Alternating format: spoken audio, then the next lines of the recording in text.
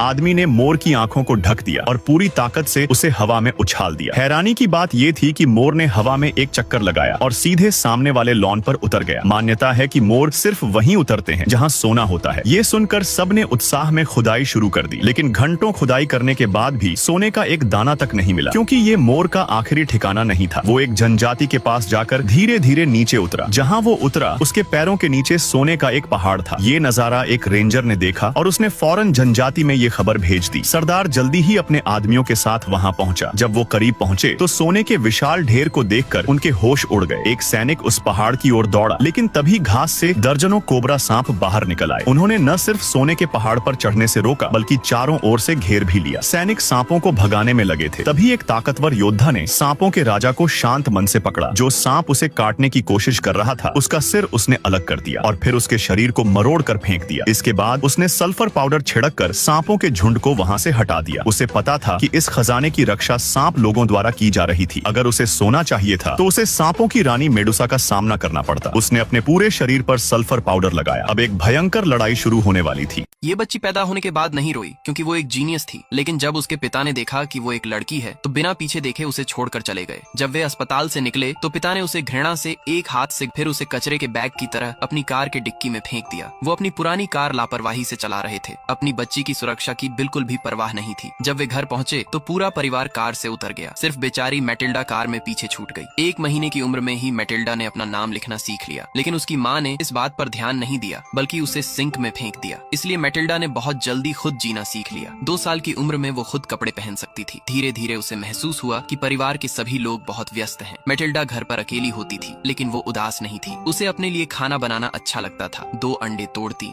थोड़ा केक का आटा छिड़कती और कुछ ही देर में एक प्लेट वॉफल तैयार कर लेती।